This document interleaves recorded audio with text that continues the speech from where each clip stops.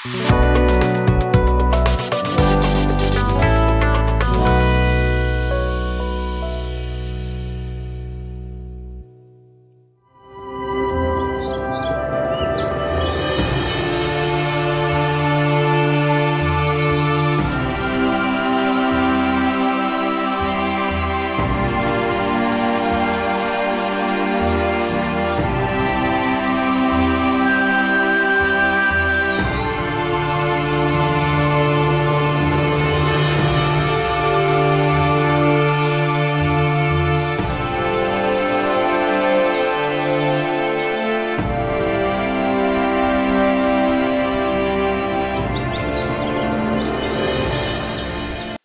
जीशु ख्रीष्ट अति बहुमूल्य नाम संपर्क इंडिया द्वारा प्रस्तुत कार्यक्रम नुआ सकाल आशार आज अध्याय में आपको स्वागत जनाए। प्रभु आपण प्रत्येक को बाहुल्य रूपे आशीर्वाद करंतु। आज जो प्रसंग रे परमेश्वर को वाक्य शुणा प्रसंग शीर्षक होची कहिबाकू की डर। कहिबाकू की डर आम काम होची कहिबा कहिबा पय डरिबा नहीं। परमेश्वर वाक्य कहिबा पय अन्य को जनइबा पय आमको डर कहीं। आमे तो भूल कथा कहूनु, आमे तो मंद कथा कहूनु, आमे तो विभ्रांति कथा कहूना, आमे तो मिछ कथा कहूना, तो कहिबा पय की डर। थरे तांकर दास को प्रभु कहउचंती तुमे कह न डरी की कह।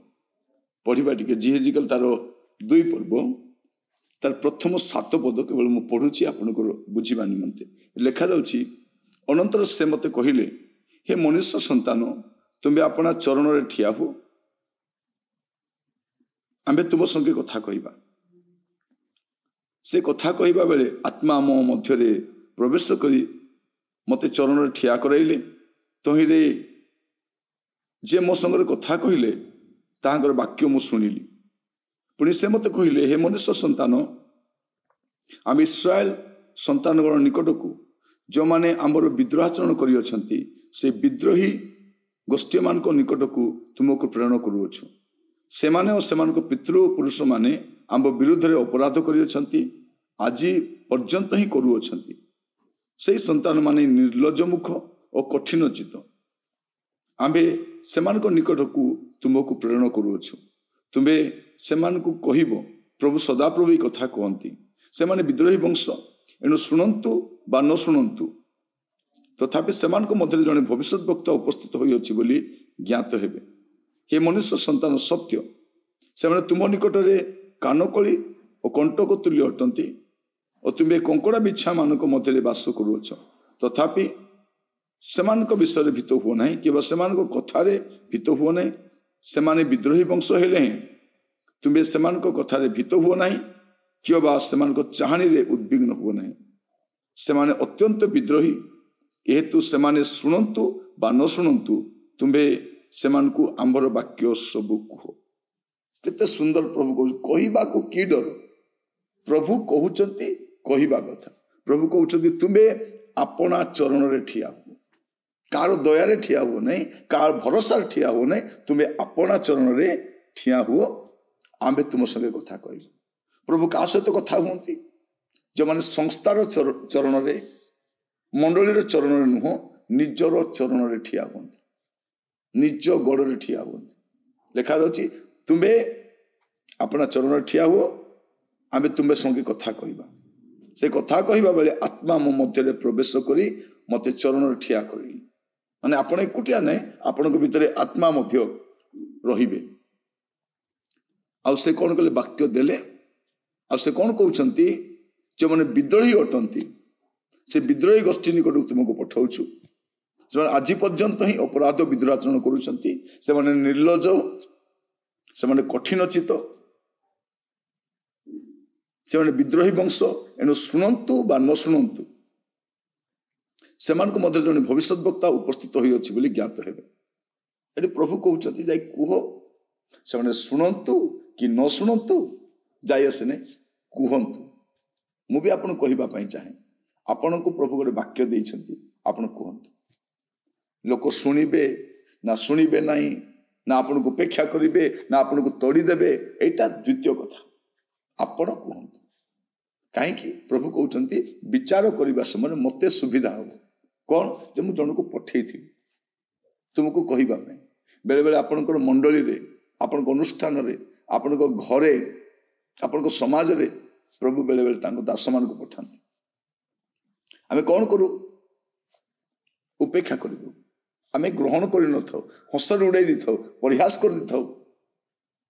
କିଛି ଯାଇ ଆସେ ନାହିଁ। ପ୍ରଭୁ ଯାହା କହିବା କଥା ଆପଣଙ୍କୁ କହିଛନ୍ତି। ଯଦି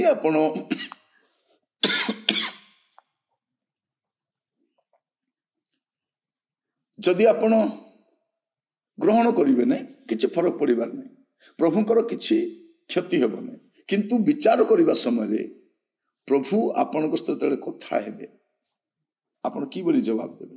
ପ୍ରଭୁ କହୁଛନ୍ତି ଏମାନେ ଶୁଣନ୍ତୁ କି ନ ଶୁଣନ୍ତୁ କୁହ। ସେମାନେ କେମିତିକା? ସେମାନେ ନିର୍ଲଜ୍ଜ ମୁଖ, କଠିନ ଚିତ୍ତ। ସେମାନେ କାନକଳି ଓ କଣ୍ଟକ ତୁଲ୍ୟ। ଏମାନେ କେମିତି? କଙ୍କଡ଼ା ବିଛା ଭଳି। ଏମାନଙ୍କ ଚାହାଣୀରେ ଡରିବ ନାହିଁ। ଗୋଟେ ଚାହାଣୀ, ଗୋଟେ ଲୁକ୍ ଏମିତି ଦିଅନ୍ତି, ପ୍ରଚାରକ ମାନେ ଡରିକି ଥରହରି ପଳେଇବେ। ନାଇଁ, ସେମାନଙ୍କ ଚାହାଣୀକୁ ଡରନ୍ତୁ ନାହିଁ। ବାଇବେଲ କହୁଛି କହିବାକୁ କି ଡର?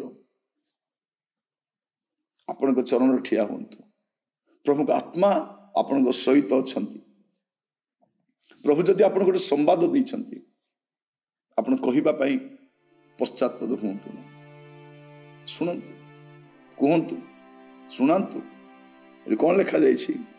ଯେ ବିଚାର କରିବା ସମୟରେ ପ୍ରଭୁଙ୍କୁ ସୁବିଧା ହେବ। ସେମାନେ ଅତ୍ୟନ୍ତ ବିଦ୍ରୋହୀ, ଯେହେତୁ ସେମାନେ ଶୁଣନ୍ତୁ ବା ନ ଶୁଣନ୍ତୁ, ତୁମେ ସେମାନଙ୍କୁ ଆମ୍ଭର ବାକ୍ୟ ସବୁକୁ ଆଜି ମୁଁ କହିବା ପାଇଁ ଚାହେଁ, ଆପଣଙ୍କ ପୁଅ ଝିଅ କଥା ଶୁଣୁନାହାନ୍ତି, କୁହନ୍ତୁ। ଆପଣଙ୍କ ସ୍ୱାମୀ ଆପଣଙ୍କ କଥା ଶୁଣୁନାହାନ୍ତି, ଶୁଣାନ୍ତୁ। ଶାଶୁକୁ କୁହନ୍ତୁ ପରିବର୍ତ୍ତନ ହେବା ପାଇଁ, ଶ୍ୱଶୁରକୁ କୁହନ୍ତୁ ପରିବର୍ତ୍ତନ ହେବା ପାଇଁ। ଏମାନେ କଠିନ ଲୋକ, ନିର୍ଲଜ୍ଜ ଗୁଡ଼ାକ, କହିଲେ ମଧ୍ୟ ପରିବର୍ତ୍ତନ ହେବେନି। ମଣ୍ଡଳୀକୁ କୁହନ୍ତୁ, ଅନୁଷ୍ଠାନକୁ କୁହନ୍ତୁ, ସମାଜକୁ କୁହନ୍ତୁ। ପ୍ରଭୁ ଯେଉଁ ବାକ୍ୟ ଦେଇଛନ୍ତି ଆପଣ କୁହନ୍ତୁ, ଡରନ୍ତୁ, ନିଜ ଚରଣରେ ଠିଆ ହୁଅନ୍ତୁ। ପ୍ରଭୁଙ୍କ ଆତ୍ମା ଆପଣଙ୍କୁ ସାହାଯ୍ୟ କରିବେ।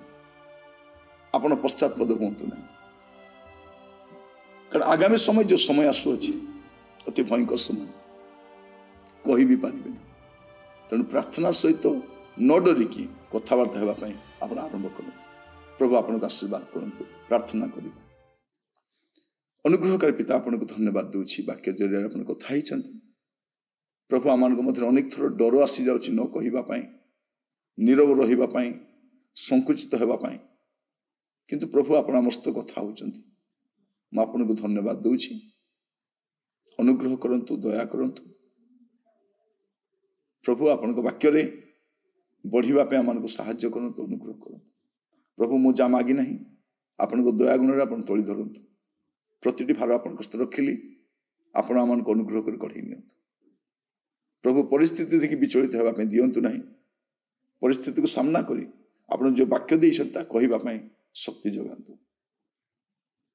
ପ୍ରାର୍ଥନା ମୋର ପ୍ରାଣର ପ୍ରିୟ ଯୀଶୁଙ୍କ ନାମରେ ମାଗିଲି, ଆମେନ୍।